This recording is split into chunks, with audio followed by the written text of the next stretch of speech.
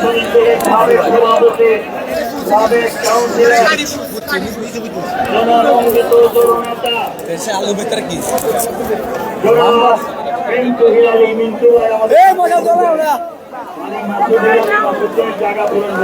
দর্শক, কিশোরগঞ্জ এক সদর এবং হোসেনপুর আসনের যে সেই মনোনয়ন কিন্তু কিশোরগঞ্জ জেলা বিএনপির সাধারণ সম্পাদক মাজহারুল ইসলামকে দেয়।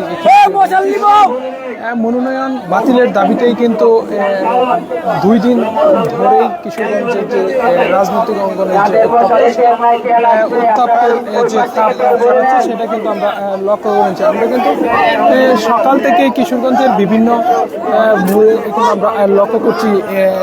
বিকেল 4টার পরেই কিন্তু কিশোরগঞ্জ জেলা বিএনপির সাধারণ সম্পাদক এবং প্রাথমিক মনোনয়নপ্রাপ্ত যে মাজহারুল ইসলাম ওনার পক্ষে কিন্তু একটি বিশাল মিছিল কিন্তু হয়। সেই মিছিলে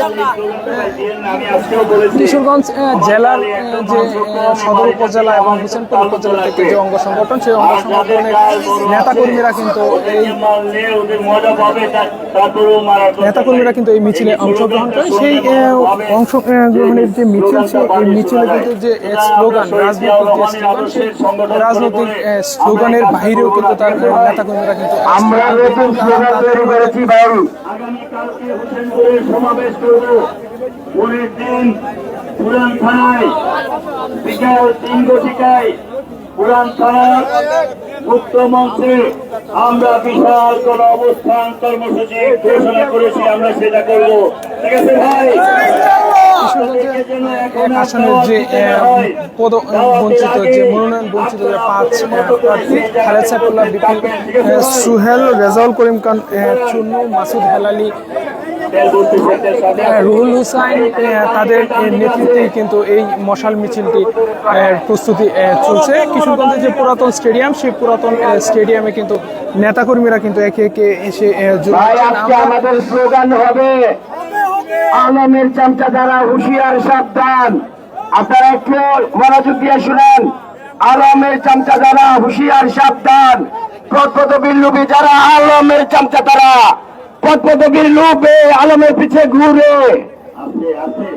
এইগুলো স্লোগান না, স্লোগান হবে শহীদ জিয়াউর রহমানের নামে, খালেদা জিয়ার নামে, তারেক রহমানের নামে। আরেকটা স্লোগান হবে অবৈধ নমিনেশন মানি না, মানব না। পরে আমাদের নামে যদি মনে চায় ফাঁকে ফাঁকে বললেন, ঠিক আছে?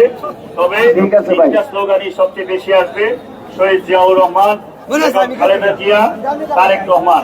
তাহলে আমরা যে তার একটু সময় লাগবে, আমরা বেগম খালেদা জিয়ার জন্য ডিসেম্বর কিশোরগঞ্জের যে পুরাতন স্টেডিয়াম, স্টেডিয়াম থেকে কিন্তু খালেদ সাইফুল্লাহ বিপি, সুহেল, রেজাউল করিম খান চুন্নু, মাসুদ হেলালি, শরীফুল ইসলাম, অ্যাডভোকেট শরীফুল ইসলাম, রুহুল হুসাইন সহ তাদের যে নেতৃত্বে, সেই নেতৃত্বে কিন্তু আজকের যে মশাল মিছিল, সেই মশাল মিছিলটি কিশোরগঞ্জের পুরাতন স্টেডিয়াম, সেই পুরাতন স্টেডিয়ামে কিন্তু নেতাকর্মীরা একে একে কিন্তু শুরু হচ্ছে। তারা কিন্তু মশাল মিছিল কিশোরগঞ্জ সদরের যে বিভিন্ন রাস্তা প্রদক্ষিণ করে কিন্তু তারা মনোযোগের মধ্য দিয়ে কিন্তু শেষ করবেন বলেও কিন্তু আমাদেরকে জানিয়েছেন। আমরা যতটুকু জানি যে মুফতি কামাল সাহেব কোথায়? মুফতি কামাল সাহেব